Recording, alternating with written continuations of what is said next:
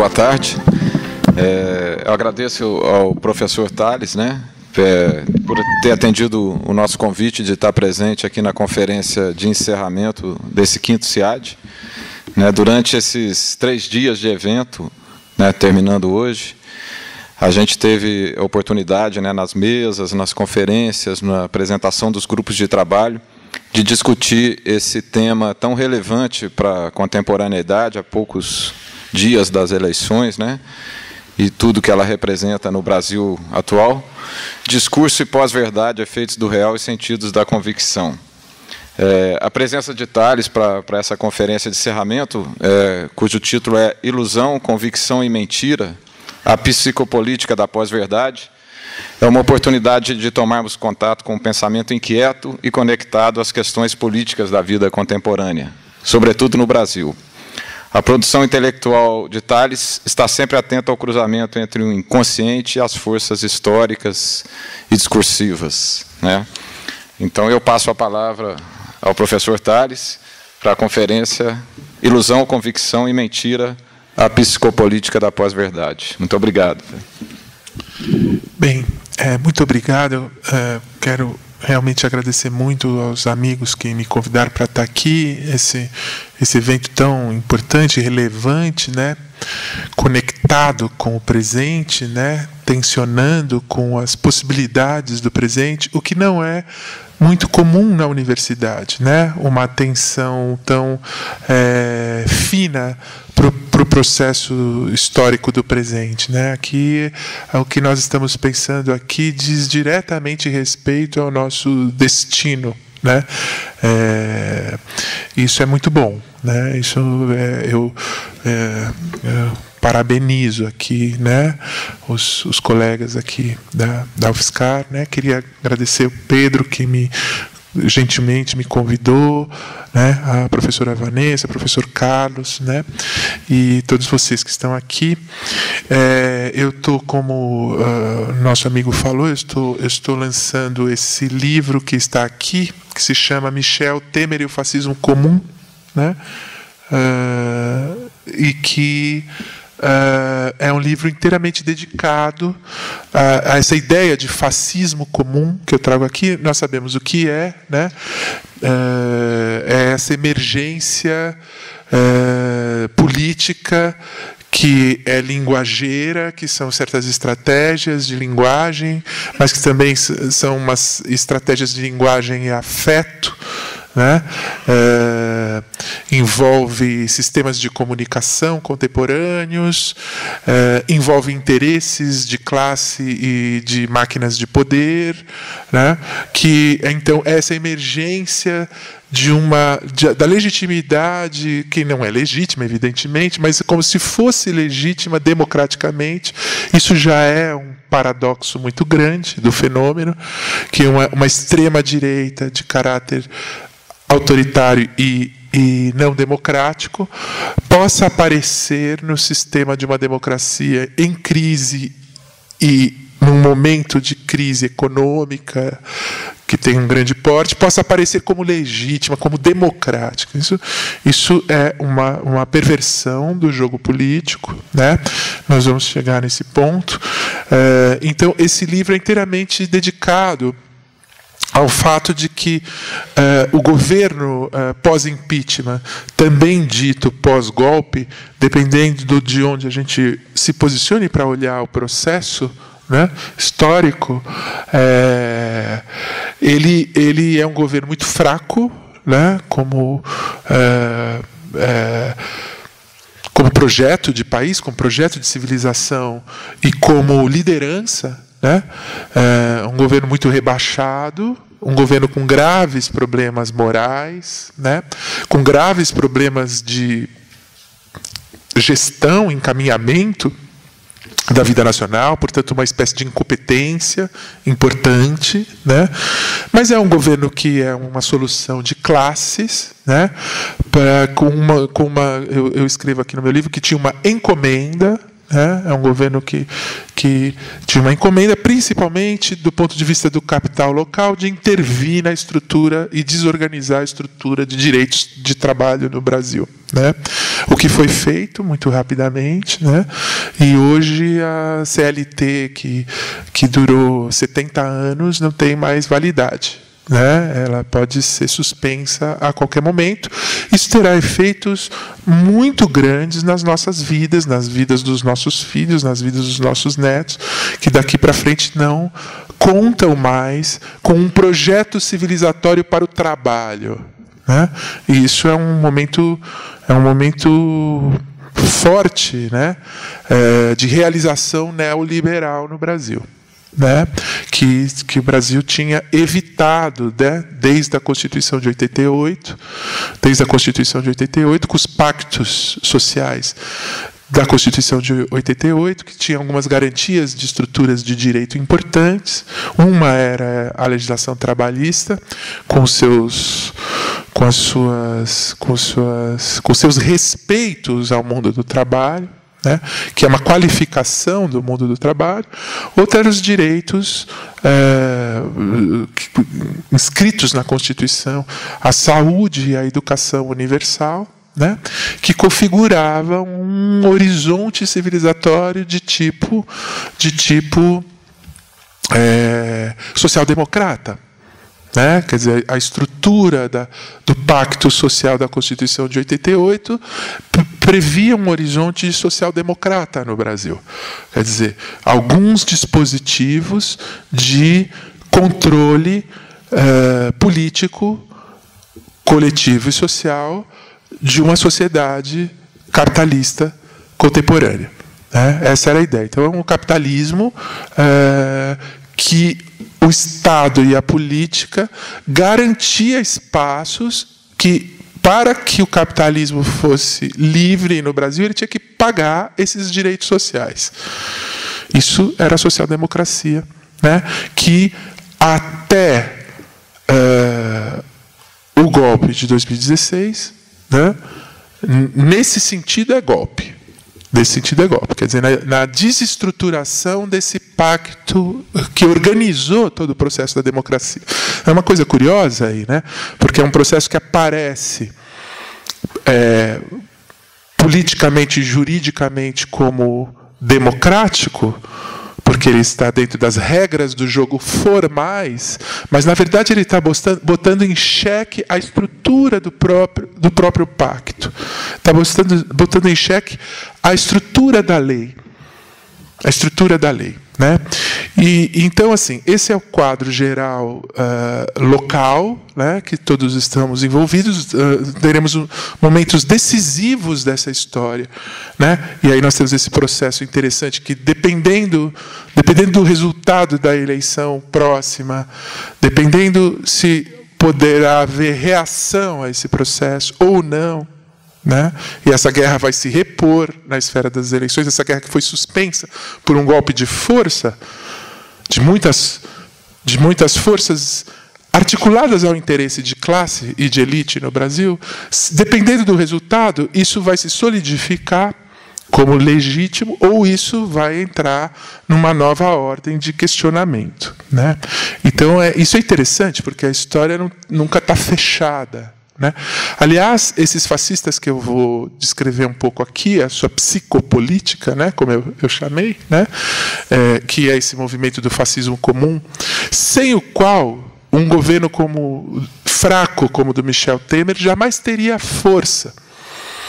São duas forças que sustentam o governo vazio de legitimidade e de força política de um político rebaixado como Michel Temer. Esse meu livro começa discutindo isso. A diferença de um Michel Temer para um Lula como produtor de energia política desde o corpo do político. É uma coisa que interessa ao psicanalista. Na sociologia clássica, é a dimensão de poder que se convenciona chamar carisma, que é uma forma de produção de poder. Tem a estrutura burocrática, as estruturas tradicionais, tem o carisma, né? Então, o que acontece? Michel Temer é um personagem vazio. E isso é muito interessante. Vazio de imaginação, vazio de desejo, vazio de projeto, vazio de sonho. Né? Não existe civilização prospectiva no Michel Temer. É tudo é uma máquina de reprodução do mesmo. Só que o mesmo é intolerável. E não só é a máquina de reprodução do mesmo, como é uma máquina de regressão, né, de ataque a estruturas de direitos acordados historicamente. A gente viu o mundo do trabalho cair com o golpe de 2016, a estrutura de proteção e de entendimento do que é trabalho numa vida social, e a gente corre o risco, numa próxima rodada, por exemplo, de a gente ver a universidade pública cair. Isso já está sendo anunciado. Né? Então, esse é o avanço neoliberal radical. Dependendo do desejo político dessas forças que são os interesses do capitalismo contemporâneo direto no poder, sem mediação social nenhuma, sem mediação do político, isso que nós estamos fazendo aqui, evidentemente, não tem interesse. É espaço público, é espaço de liberdade, é espaço crítico. A pergunta do neoliberal no poder é: mas por que a gente tem que pagar por isso? Do ponto de vista neoliberal, não tem nenhum cabimento. Né? Que o país pague para sustentar um espaço de civilidade e utopia, né? E crítica. Né? É o único ponto na estrutura dos grandes aparelhos ideológicos de Estado, o único ponto que está sob o controle ideológico do mercado, vamos dizer, é a universidade pública. Nós estamos diretamente na linha de frente desse desmonte. A nossa própria experiência. É possível, se esse processo prosseguir nessa direção, que daqui a alguns anos não exista mais espaços como esse. É muito sério o que está em jogo. E, evidentemente, a classe média brasileira que participou, agora vou aproximando aqui da questão da psicopolítica, que participou do jogo simbólico fantástico, que teve o impacto desse fascismo comum, né? Que é uma legitimidade de uma extrema-direita ilegítima no processo político brasileiro, como opinião pública, essa classe média não está sabendo localizar seus próprios interesses, né? O que faz parte da grande crise política, e não está sabendo o que está em jogo sobre a sua própria vida. Né? Não há nenhum ganho em liquidar as poucas dimensões de compromisso público que o país tem. Não há nenhum ganho. Entregar as pessoas diretamente à vida de mercado e à violência da vida de mercado. Né? Não haver nenhum tipo de proteção social. Né? É isso que está em jogo. Né? É isso que está em jogo. Então, assim, o processo da levada desse grupo através de um golpe da democracia, não é um golpe na democracia, mas é um golpe da democracia. Quer dizer, você cria um dispositivo dentro da democracia, que é um dispositivo inventado para a produção de um resultado político que não é legítimo, né? Que exatamente significou a destruição de uma eleição. A destruição de uma eleição. Isso só foi possível porque houve um lastro de produção de opinião pública, que foi muito importante. É um desdobramento dos movimentos de 2013, né? Que em 2014 e 2016 se configura a partir da recusa do resultado da eleição de 2014, se configura como um movimento democrático na rua, à direita, visando a derrubada do governo, do último governo petista. Né? As balizas democráticas disso é uma crítica forte da corrupção, ligada à ideia de que a corrupção é inteiramente responsabilidade do governo petista, né? Inteiramente e apenas responsabilidade do governo petista. Isso é uma manipulação ideológica e de discurso que funcionou, não é? E, num outro nível, que eu vou ler agora, um sistema de intensidades psicopolíticas e de certos circuitos simbólicos que produziam uma configuração da realidade política extremada. É uma emergência de uma radicalização e um extremismo, né, que tem determinadas formas. E que determinadas formas de intensidade, determinadas formas retóricas, né, que produziram a energia política do movimento da opinião pública à direita, né?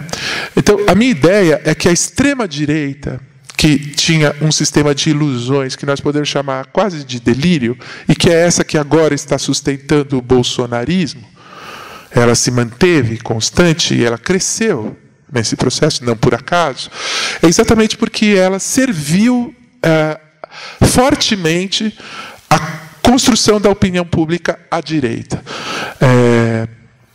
A direita liberal, sem vínculos populares, né, não tinha condição de construir um discurso de eficácia política. A eficácia política, a energia política, vem do discurso da extrema-direita. E a extrema-direita que ordenou, vamos dizer assim, o teatro político das massas à direita. Ela era pequena, o Datafolha, na época da eleição, estimou em 15% dos manifestantes contra o governo Dilma eram os manifestantes do intervencionismo militar. Esse é o campo da extrema-direita, né? Que é o que eu vou ler aqui, o modo deles verem o mundo, que eu estudei nesse filme, tem um filme documentário que eu fiz sobre eles, né? Esses 15%, do ponto de vista de quantidade, é muito pequeno, mas do ponto de vista da qualidade da estruturação do discurso e do posicionamento emocional, do posicionamento que é uma concepção de mundo, que é uma concepção de história, que é uma concepção do outro, esses caras foram extremamente importantes. Eles modularam todo o movimento. Foi a energia produzida por eles, que é uma energia de discurso, uma energia de afetos, que organizou toda a posição à direita. Então eles têm uma função, eles são poucos, mas é de lá que emana a força. É de lá que emana a estratégia, né? Isso é muito interessante. A gente vê a função da extrema-direita, a função do fascismo, num certo momento de crise do capitalismo, né? O fascismo tem função política poderosa, vamos dizer, eficaz, né? Então, eu vou, assim, só para a gente ter uma ideia do que estamos falando. Qual é a configuração de ideário, visão de mundo e mito, né? Mito, né? Não é por acaso que eles chamam o candidato deles de mito, né? Mito no sentido de entidades discursivas não racionais, não checadas, não acordadas, não históricas.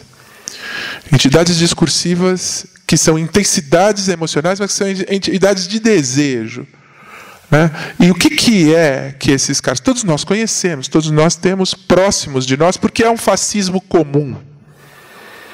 E aqui, esse é o segundo ponto que eu vou trazer, que são as raízes desse nosso fascismo comum. Brasileiras, as raízes do Brasil, como dizia o Sérgio Buarque, desse fascismo comum, né? Que isso tem uma historicidade mais profunda no Brasil, né? Então, qual era, né, a equação imaginária ideológica, mítica, subjetiva, e subjetivante e produtora de energia política deste grupo, a extrema-direita, que agora tem cerca de 25% de intenção de votos num candidato que não é a liderança que eles desejavam. Teve uma fratura aí no processo histórico. Eles queriam uma intervenção dos generais, que se recusaram a cumprir esse papel. O que é importante na história do Brasil. O Exército tomou uma postura diferente, mas que com o tempo vai sendo corroída essa posição do Exército, com a continuação da crise das elites sobre a gestão do país, vai sendo corroída. E um modo de corroer essa posição legalista republicana do Exército, inclusive, é eleger o Bolsonaro. Fica muito difícil para o Exército, se elege um fascista de muito baixo, muito desqualificado, muito ignorante, mas que, ao mesmo tempo, rasgar o pacto democrático. Nessa eleição, você está rasgando o sistema de direito. Fica muito difícil para o Exército permitir isso, porque significa isso. A gente aceita qualquer coisa, inclusive a não democracia, porque o presidente não é um democrata. Então, por que o Exército não ocuparia esse lugar? Esse é um dos cenários, né, que essa direita levaria ao fim da democracia. Que já é uma semente que já está na estrutura do golpe. Está na estrutura do golpe. De todo modo, então vamos ao ponto. Como esses caras veem o mundo? Nós sabemos, todos nós convivemos com eles, vemos na internet e tal. Esse filme que eu realizei com um professor lá da ECA USP, o cineasta Rubens Revold, que é professor de dramaturgia e roteiro lá no cinema da USP, ele é um documentário que coloca a câmera dentro dos chats e dos grupos de produção de linguagem e intensidade política dessa extrema-direita na internet. Que isso foi muito importante. E aí nós temos esse novo problema, que são essas novas organizações de comunicação que são industriais, que são de massa, que têm articulações globalizadas, e que serviram para reativar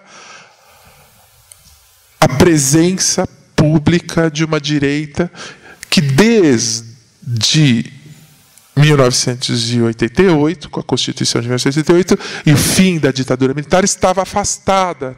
Ela estava afastada da política brasileira. Ela voltou pela internet. A internet ela voltou porque a democracia não fez a crítica, a elaboração e a cobrança histórica dessas pessoas, permitiu que eles atravessassem todo o processo democrático.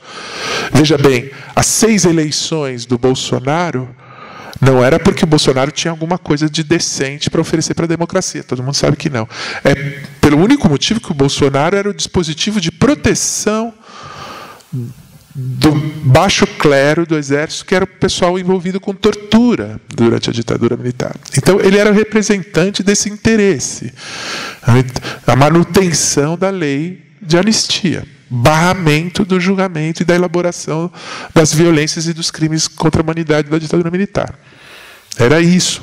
Por isso ele foi eleito 6 vezes. E por isso não tem nenhum projeto dele, porque não tem nenhum projeto mesmo.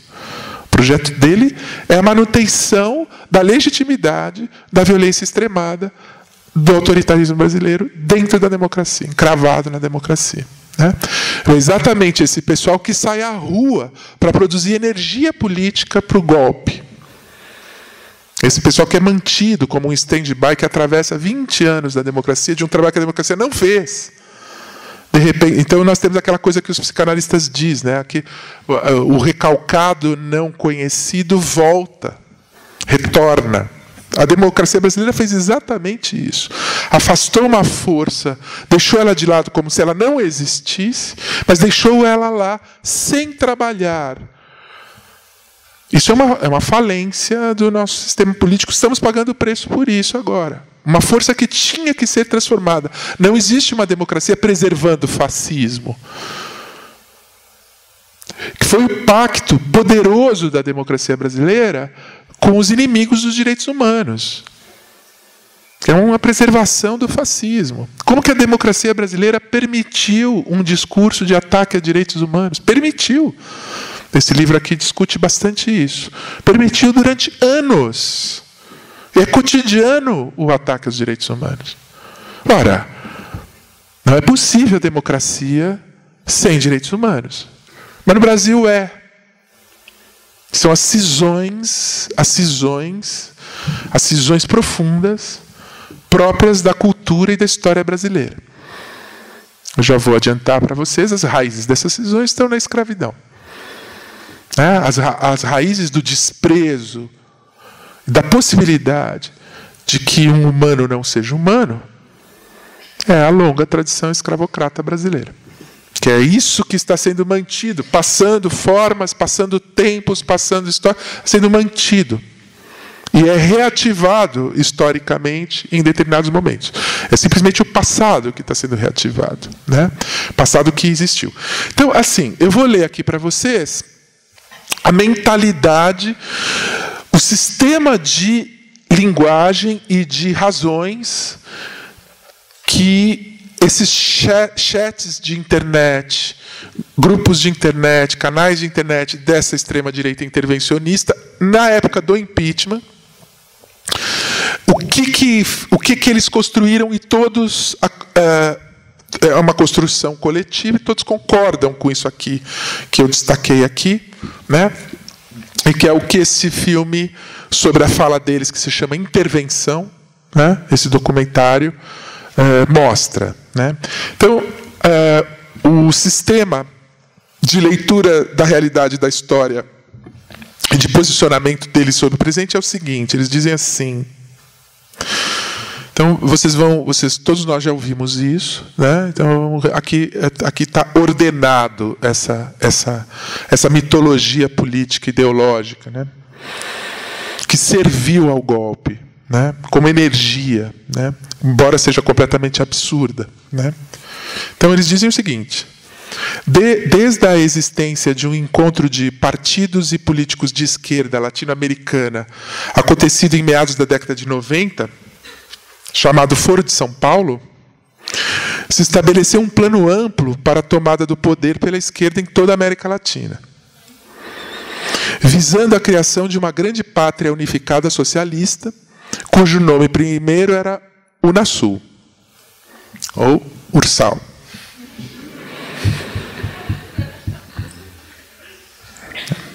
A gente ri, né? Lula e o PT eram agentes avançados desse processo e estavam em contato com forças revolucionárias e movimentos de guerrilha latino-americanos, como as Farc da Colômbia, de modo a investir e ajudar no processo revolucionário mais amplo e importá-lo para o Brasil. O vínculo com o intervencionismo chavista na Venezuela era real, orgânico e meta final do lulopetismo no Brasil.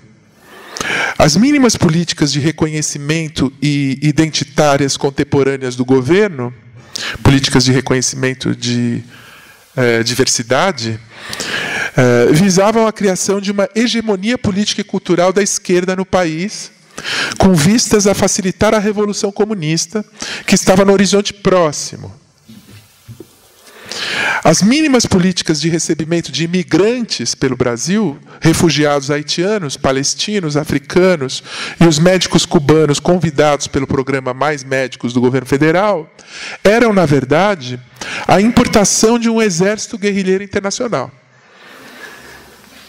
que receberia armas enviadas pelas Farc e pela China, pelas fronteiras desprotegidas do país, para fazer a guerra revolucionária no Brasil. Os acordos comerciais com a China, com a China e uma plataforma genérica de intenções para a construção de uma estrada de ferro ligando o Brasil ao Pacífico, eram, na verdade, um acordo de submissão e entrega do Brasil à China, que, após a Revolução Comunista lulopetista, entregaria o país a milhões de chineses, que chegariam através da estrada de ferro prevista, que ocupariam as nossas casas. Armas estavam entrando no país e sendo estocadas em fazendas no interior para alimentar o exército do MST e dos guerrilheiros estrangeiros trazidos ao país pelo governo. A presidente Dilma estava prestes a deflagrar a ofensiva revolucionária do governo. O roubo e a corrupção petista era, de fato, tudo o que eu estou dizendo aqui são coisas que eles falam, e todos eles falam, né? O roubo e a corrupção petista era, de fato, a produção de dinheiro necessário para a guerra revolucionária. Por isso que ele é sistemático e ele é política. E por isso que ele é diferente do roubo da direita, porque ele é um projeto revolucionário. A produção de dinheiro necessária para a guerra revolucionária em curso. O exército brasileiro era a única alternativa real e eticamente sólida para barrar a revolução comunista iminente. E já em curso, já acontecendo, que corroeu as instituições, a cultura e a política brasileira, visando a desestabilização para a constituição de um país socialista. A corrida contra a iminência do ataque comunista era urgente. E o exército brasileiro, única salvaguarda moral e institucional disponível, interviria e não permitiria a destruição da nação pela revolução esquerdista. A intervenção militar era iminente. A lógica deles é uma escalada rumo a um presente absoluto e a iminência de um acontecimento, ou a catástrofe da civilização, ou a salvação da civilização, do ponto de vista deles. A intervenção militar era iminente e todos deveriam se preparar para ajudá-la politicamente e sustentá-la nas ruas e nos espaços públicos necessários. A guerra de salvação nacional aconteceria a qualquer instante. E, de fato, ela já estava acontecendo, né? Então, o que nós vamos vendo aqui, né, é um evidente sistema delirante, né? Claro, sistema delirante, né? que não tem nenhuma correspondência com o fato histórico de que o governo de esquerda democrático lulapetista era um claro governo de desenvolvimento de mercado e capitalismo nacional com integração de mercado. Um governo em que toda a elite detentora de capital no país ganhou, né? E um governo que manteve aquecida a economia, pensando no caso do governo Lula, manteve aquecida a economia de modo que, durante 8 anos, o país cresceu acima do PIB mundial, com integração de trabalho e de mercado. A ponto que o último ano do governo Dilma, 2014, com o mundo inteiro produzindo desemprego, o Brasil era o país que mais empregava no mundo. Mas não empregava num projeto de gestão socialista da vida. Empregava no mercado, que estava empregando porque estava produzindo. Então, era um modelo de capitalismo o que o governo de esquerda tinha. Um modelo de capitalismo. O que é difícil para a esquerda nomear com clareza. Um modelo de capitalismo pela integração de massas na cultura de mercado. Que no meu primeiro livro dessa série de 3 livros, eu digo que também produz uma cultura anticrítica. Que corrói também a vida do espírito e a vida das exigências políticas. A cultura de mercado, ela tem o seu próprio fascismo. Hoje a gente vê também um duplo desse fascismo alucinatório político, é o fascismo de consumo, como dizia o Pasolini, né? O grande Pier Paolo Pasolini disse antes de morrer, a nova ordem do fascismo será o fascismo de consumo. Que é o fascismo que diz assim, nós não queremos saber do Chico Buarque de Holanda. Esse é o fascismo de consumo, não precisamos. Nós temos nossa música sertaneja, nosso shopping center, para que Chico Buarque de Holanda? Que é a mesma coisa que dizer para que a universidade. Para que o trabalho do espírito? Para que a cultura? Né? É um outro grau de fascismo, que é a subjetivação radical para o consumo. Né? Um problema que o governo de esquerda não se colocou. Né? Que é o que eu chamei lá no meu primeiro livro de cultura anticrítica. Né? Cultura anticrítica. Então, vocês viram aqui, isso que eu sintetizei aqui, é que o filme, que tem 1h e 20 minutos, bota esses caras para falar. E eles ficam falando isso o tempo todo. Tem uma revolução comunista acontecendo, todos os vínculos geopolíticos que o país criou, na verdade, são mecanismos de uma grande guerra mundial. Né? Completamente irresponsável em relação à história, absolutamente irresponsável em relação à história. Né?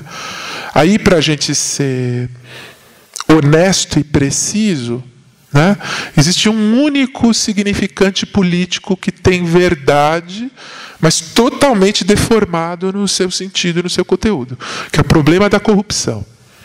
O único ponto em que esses caras falam uma verdade histórica é a existência do problema da corrupção. Todas as outras interpretações, toda a outra hermenêutica é falsificação, delírio, mentira. Né? E mentira estruturada. Aqui a gente entra na questão do campo da mentira, né? Da produção contemporânea de mentira. Esses caras moveram muito o seu processo político com produção de mentira. É curioso, né? Quando a gente chama de fake news, ou quando a gente chama de um conceito edulcorado como pós-verdade, é o mesmo problema. A gente desloca a linguagem para uma espécie de eufemismo. O que é pós-verdade? Por que nós não falamos mentira e falamos pós-verdade? A gente tira a energia crítica do conceito. E isso, só enunciar assim, a gente já está legitimando a mentira. Né? Como se fosse uma outra coisa, um negócio que a verdade não existe direito, né? Que a verdade não é o que é. Né? Aqui tem um problema de teoria da história, de teoria da configuração da história. É uma coisa bem complexa. Esses caras dizem assim: quem disse que o que nós estamos construindo como verdade da história não é a verdade da história? Ora, o que diz isso são os dados históricos. Aí eles dizem, mas os dados históricos são construídos pelo nosso inimigo, eles são mentiras. Então, é o Trump, nos Estados Unidos, dizendo o New York Times é produtor de fake news. Quer dizer, esses caras acham que eles têm força suficiente para atacar as estruturas reguladoras, institucionais e históricas que criam a intensidade da verdade partilhada. Eles recusam. Você chega para esses caras e diz assim: escuta, mas o governo petista era um governo de mercado, cresceu o país anos, integrou para o trabalho no mercado e para o consumo, e isso me parece que é capitalismo. Eles falam: não quero saber, é comunista. Né? E isso vai a ponto do Haddad no Globo News da semana passada. Você vai continuar o governo catastrófico economicamente do PT? Aí o cara fala assim: escuta, durante 8 anos o país cresceu imensamente, houve um desenvolvimento fortíssimo com integração. Aí a mulher fala assim: eu não quero. Ela falou assim, a jornalista: eu não quero saber desses 8 anos, eu quero só saber do último ano da crise. É a mesma razão. É a mesma razão. Não me interessa a história. Só me interessa a história que me interessa. Então, isso é uma luta pela historicidade, é uma luta pela dissolução do sentido da história. Tem uma questão de filosofia da história aí. Né? O que é a história? Quem enuncia a história? A história é a história do poder? Ou a história é a história do contrapoder? Né? É um problema que o Walter Benjamin se colocou, né? Sobre qual é a legitimidade da narrativa da história. E a resposta que ele deu é: só existe uma verdade na narrativa da história, que é a verdade do compromisso com os sacrificados pela história. Todo o resto é mentira. A única verdade é que a história produz violência. Né? É aí que o historiador tem que estar.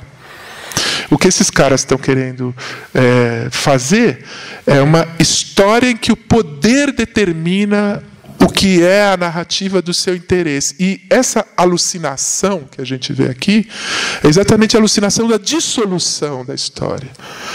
É evidente que o poder não vai dizer assim dele, né? Porque isso aqui é muito grotesco.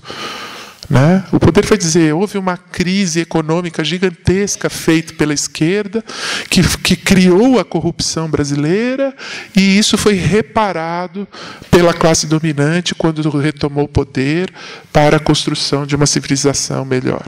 Né? É assim que o poder vai dizer. Todas as violências, todos os terrores, que aí é o que eu estudo nesse livro. Né? Esses 2 anos de golpe no Brasil, anos de um grau de violência equivalente à violência do tempo da ditadura. Eu era criança no tempo da ditadura, meu pai era professor universitário, eu tinha contato com a presença da violência na cultura, né? Com exceção dos desaparecimentos de homens de esquerda da classe média, de pessoas como eu e como outros aqui, não existe muita diferença no modo desse governo golpista lidar com a sociedade civil. Repressão, violência, ideologia pesada, controle ideológico, censura, né? Censura. Então existe um retorno da violência na vida pública, né? E que com a eleição eminente, seja lá qual for o resultado, e com o tempo, isso se apaga. Como se isso nunca tivesse existido, como se a política não tivesse sido movida por violência. Tanto violência simbólica quanto violência do poder. Então, eu escrevi esse livro para que não se esqueça disso. Falar: olha, foram 2 anos de terror que aconteceu no Brasil. Terror. Em que no limite, para nós termos uma ideia da degradação dos pactos, né, que essa violência do tomada do poder significou, degradação dos pactos sociais, do fundamento do pacto social, o governo chegou a propor a liberalização do trabalho escravo no Brasil. Mais violência do que isso não existe. Né? Vocês sabem, né? Por uma portaria do Ministério do Trabalho,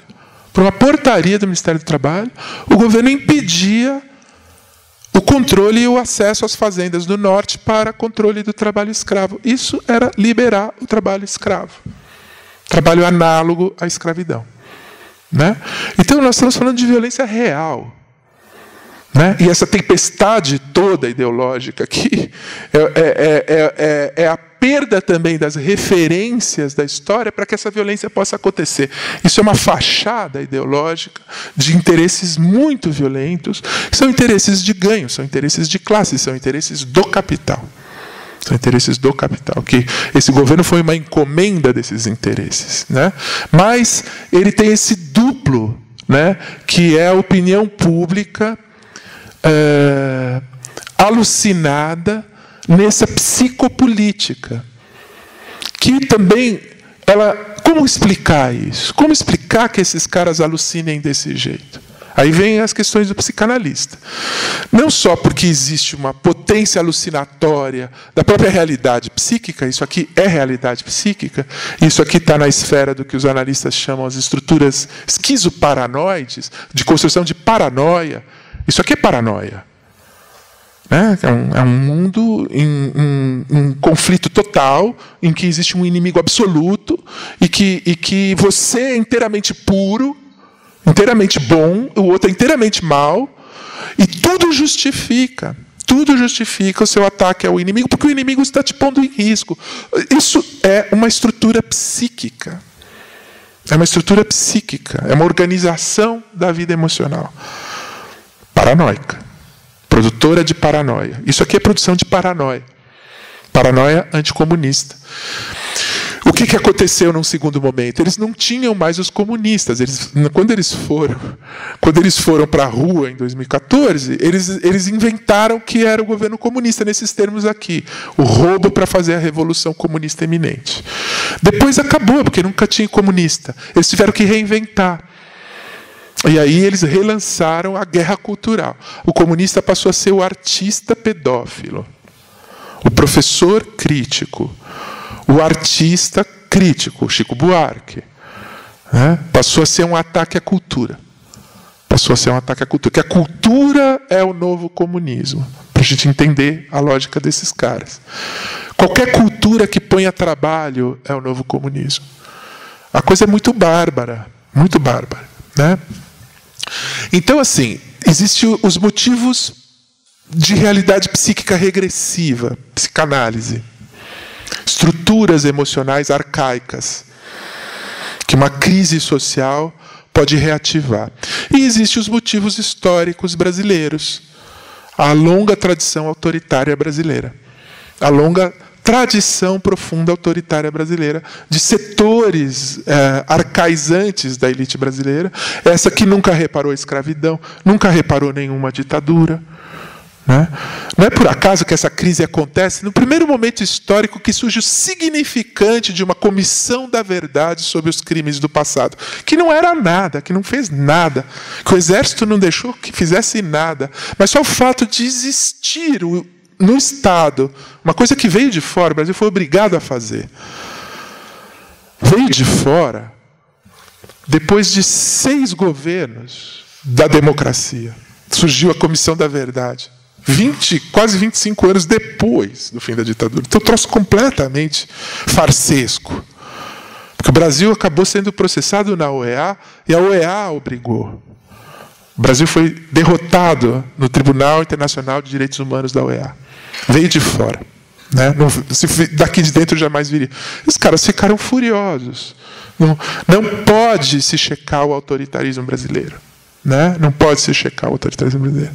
Então, assim, a longa tradição, né, que a origem dessa questão é o fato de que foi um país que se formou, que são as raízes autoritárias do país, um país que se formou do seguinte modo: uma elite que controlava inteiramente a concentração de poder. Veja se não parece a vida contemporânea. Todo o poder vai na direção da sua acumulação, que construiu a nação do seguinte modo: é uma nação escravocrata, de modo que a produção nacional, a produção de cultura, a produção de civilização não precisa garantir direitos de quem produz, de quem trabalha no país, porque quem trabalha é escravo. O que está em jogo no capitalismo contemporâneo é que o Brasil se reaproxima dessa forma da sua origem. E, aliás, isso que eu estou falando aqui, quer dizer, o presente e o futuro é o passado e é a origem, né? É o segredo da forma do grande filme do Glauber Rocha, Terra em Transe, né? Que é sobre o golpe de 64. O Brasil entra no capitalismo contemporâneo com o golpe, reafirmando as suas estruturas de origem. Uma sociedade cindida, clivada, em que riqueza e sociedade não têm relação. Não é por acaso, né, que, em algum momento, o governo Temer tenta reativar o trabalho escravo. O governo não foi feito. O governo não tem relação com a vida do trabalho, com a vida pública, com a vida social. O governo tem seus próprios interesses, tem uma cisão. Né? Tem uma cisão. O governo pode produzir uma política de inimizade em relação à vida social. Isso aconteceu no Brasil, né? O golpe de 2016 foi isso, e não é por acaso que esse extremismo radical, alucinatório e violento acabou por significar alguma coisa relevante no processo político.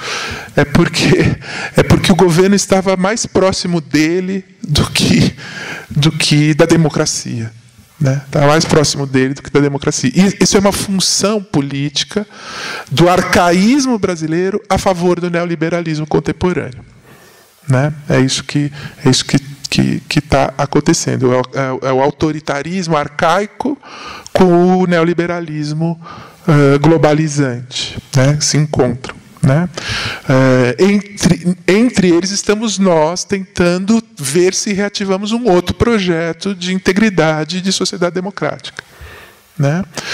Bem, são muitas questões, eu tô resumindo aqui sinteticamente esse livro, Michel Temer e o Fascismo Comum, mas eu deixo essas questões aí para produção de intuições, pensamentos e outros textos. Né? Muito obrigado para vocês.